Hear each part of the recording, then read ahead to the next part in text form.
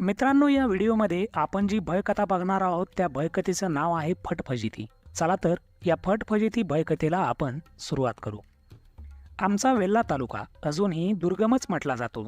त्या काळी ना रस्ते ना गाड्या, एवढंच काय तर वीज पाण्याचीही सोय नव्हती. उदरनिर्वाहाचं एकमेव साधन म्हणजे शेती. वरच्या मावळी भागाला तर उदरनिर्वाहात शेतीबरोबर शिकारही चाले. असा हा विना वीज आणि विना टेलिफोनचा काळ. कोणी गेलं तर निरोपाशिवाय माहिती कळत नसे. तालुक्याच्या गावी पोलीस स्टेशन अगदी पूर्वापार आहे. वेल्ल्याच्या वर रस्ता नसल्याने तिकडच्या भागातील लोकांचा सगळा प्रवास बैलगाडी किंवा पायीच चाले. डोंगरदऱ्यातून जाणारी पायवाट त्या भागाला आणि तिकडे राहणाऱ्या लोकांना अगदी परिचयाची होती. असाच एका दिवशी एक इसम ऐन संध्याकाळच्या वेळी पोलीस स्टेशनवर येऊन ठेपला. साहेबांनी बाहेर कटाक्ष टाकला तर डोक्यावर गुंडाळलेला फेटा आणि गळ्याभोवती गुंडाळलेला मळकट केशरी रंगाचा फाळ्या, चेहऱ्यावर दाढीची वाढलेली खुंट आणि वळवलेल्या मिशा, साधा पांढरा डगळ सदरा आणि त्याखाली मातीनं माखलेलं धोतर. अशा अवतारात तो व्यक्ती स्टेशन बाहेरच जणू थरथरत उभा होता. तो प्रचंड घाबरलेला दिसत होता आणि पळत आल्याने एकसारख्या धापा टाकत होता. त्याचं सर्वांग घामानं न्हावून गेलेलं. पोलिसांना बघून त्याला हायसं वाटलेलं, पण बोलण्यासाठी त्याची जीभ रेटत नव्हती. त्याची अवस्था बघून एका पोलीस शिपायानं तातडीनं पाण्याचा भला मोठा तांब्या भरून आणला आणि त्याच्या हातात दिला. पाणी बघताच त्याला थोडा धीर आला. तांब्याभर पाणी त्यानं अक्षरशः आदाशासारखं घटाघटा प्यायलं. थोडा वेळ शांतपणे गेल्यावर तो भानावर आला आणि साहेबांकडं बघून सांगू लागला, साहेब साहेब, म्या माधू पल्याळल्या गावात राहतो. द्वापारा तालुक्याला आलेलो, वापस घरला जायला निघालेलो. मोर जाऊन डोंगराचं एक नाकाड वालांडून वर गेलो आणि बघतोय तर काय, त्या मोठ्या पिपळाला कुण्या धनगरानं लटकावून घेतलं होतं. म्या त्याला पाठमोरा पाहिलं.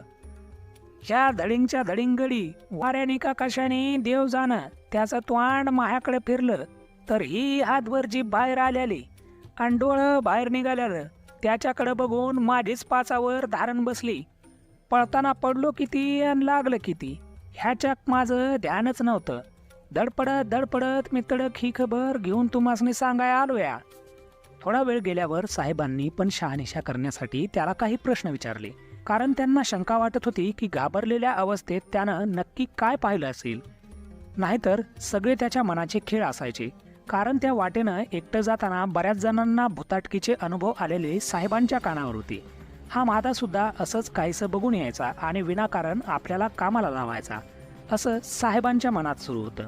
त्याचं ऐकून पंचनामा करायला गेलो आणि एवढा लवाजमा नेऊनही तिथं घटनास्थळी काहीच नसलं तर मात्र पंचायत होईल, म्हणून त्याला तंबी देऊन साहेब बोलू लागले, हे बघ, तुझ्या सांगण्यावरून तिथं गेलो आणि काहीच नसलं तर तुला पहिले आत टाकीन.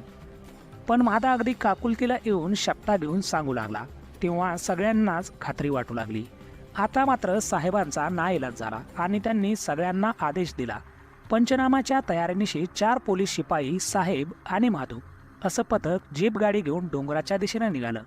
मिट्ट काळोख पसरला होता, इतका की कुणी डोळ्यात बोट घातलं तरी कळू नये.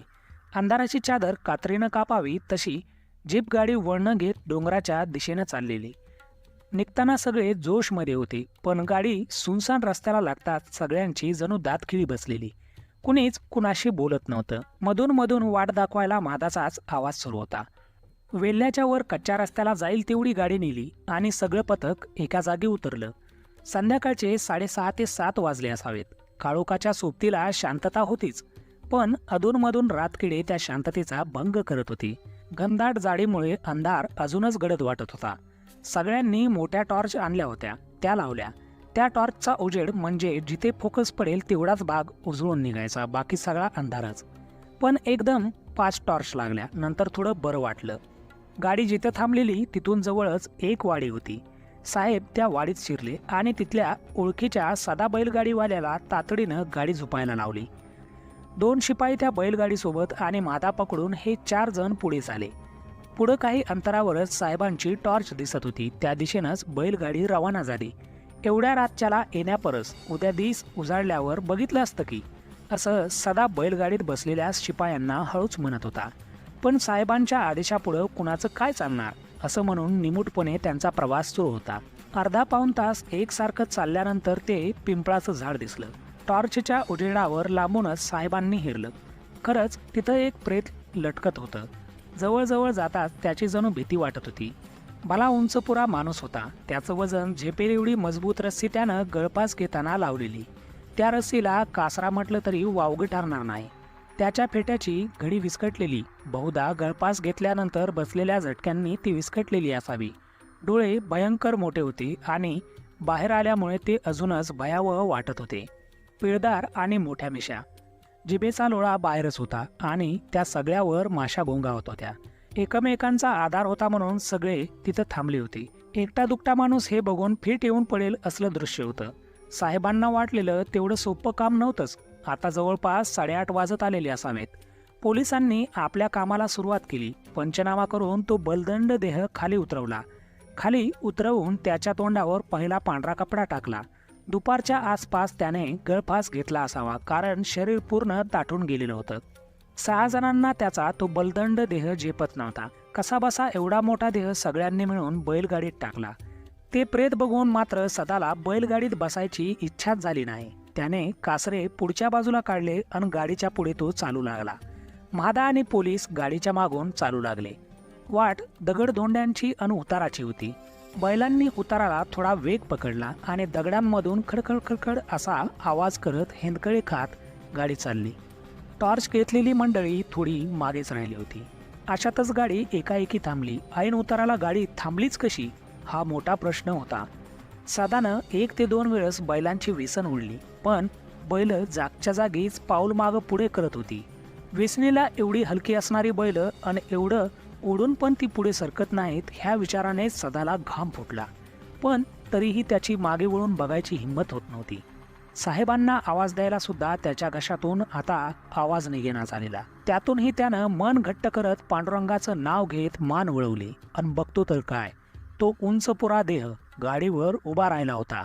रात्रीच्या अंधारात त्याची सावली जणू महाकाय भासत होती. हे सर्व पाहून सदाची बोबडीच वळाली. त्यातूनही कशीबशी त्यानं आरोळी ठोकली, साहेब मेलो, साहेब वाचवा, असं म्हणून त्यानं बोंब ठोकली आणि तो जागेवरच बेशुद्ध पडला. त्याचा तो आवाज ऐकून सगळ्यांच्याच पायाखालची मातीच सरकली. सदाला नक्की काय झालं असेल ह्या प्रश्नाने मनात थैमान घातलं होतं आणि क्षणात भीतीनं मनाचा ताबा घेतला होता. सगळ्यांच्या टॉर्च सुरू झाल्या. आजूबाजूला बघत सावध पवित्र्याने सगळे चालत होते. गाडी काही अंतरावर दिसताच साहेबांनी गाडीवर टॉर्च मारला आणि क्षणभर ते सुद्धा थबकलेच, कारण तो बाला मोठा देह फेट्यासह साहेबांच्या दिशेला तोंड करून उभा होता. त्यावर उजेड पडताच 5 जणांना जणू काळच दिसला आणि पुन्हा त्याच्याकडे उजेड करावासा वाटला नाही. सर्वांना जीव वाचवून पळावं वाटत होतं, पण साहेबांच्या डोक्यात सदाचा विचार आला आणि सगळ्यांना त्यांनी थांबवलं. सदा कुठं दिसतोय का हे बघण्यासाठी. साहेबांनी सगळ्यांना नीट बघण्यासाठी सांगितलं आणि अचानक गाडीच्या पुढच्या बाजूला सदा पडलेला दिसला. तेव्हा कुठं सगळ्यांना हायसं वाटलं. आहे तिथून थोडं अंतर पुढे जाऊन साहेबांनी पुन्हा टॉर्च लावला आणि सगळं नीट न्याळून पाहिलं तर साहेबांनाच हसू फुटलं, कारण त्या प्रेताचा एक पाय चाकात अडकला होता. सगळं शरीर ताटून गेल्यामुळे ते प्रेत सरळ उभं राहिलेलं. शिवाय बैलांना गाडी पुढे ओढता येत नव्हती, कारण अडकलेला पाय एवढा मजबूत होता की चाकात आणि गाडीच्या वरच्या भागात अडकून त्या पायानं ब्रेकसारखं काम केलेलं. हा सगळा प्रकार लक्षात आल्यावर सगळ्यांनी मिळून गाडी मागे ढकलली आणि अडकलेला पाय काढून पुन्हा ते प्रेत एका बाजूला बांधून ठेवलं. सदा शुद्धीवर येत नव्हता म्हणून त्याला प्रेताच्या शेजारीच झोपावलं आणि हळूहळू गाडी वाडीच्या दिशेने नेली. घरी गेल्यावर त्याला शुद्ध येईपर्यंत सगळे तिथंच थांबले. शुद्ध आल्यावर मात्र त्यानं घडलेला प्रकार अशा पद्धतीनं रंगवून सांगितला की जणू स्टोरीचा हिरो सदाच. सगळे हसत एकमेकांकडे बघत होते. सदाचं सगळं ऐकून घेऊन शेवटी साहेबांनी खरा प्रकार सांगितला. तेव्हा मात्र सदा ओशाळला. त्याला प्रेताच्या बाजूलाच झोपून आणलंय हे कळताच परत त्याची बोबडी वळाली. सगळ्यांना झाला प्रसंग आठवून पुन्हा पुन्हा हसू फुटलं. सदाला व्यवस्थित घरी पोहोचवल्यानंतर प्रेत जीपमध्ये टाकून गाडी पोलीस स्टेशनकडे निघाली. तर मित्रांनो, अशी होती ही छोटीशी भयकथा. तुम्हाला ही भयकथा कशी वाटली आम्हाला कमेंटमध्ये सांगायला विसरू नका. व्हिडिओ आवडलाच तर या व्हिडिओला लाईक करून आपल्या मित्रांसोबत आणि मैत्रिणींसोबत नक्की शेअर करा. आणि अशाच प्रकारचे व्हिडिओ बघण्यासाठी आमच्या या यूट्यूब चॅनलला सबस्क्राईब करून बेल नोटिफिकेशन आयकॉनला ऑनवर सेट करायला विसरू नका. Thanks for watching. भेटूया पुढच्या व्हिडिओमध्ये.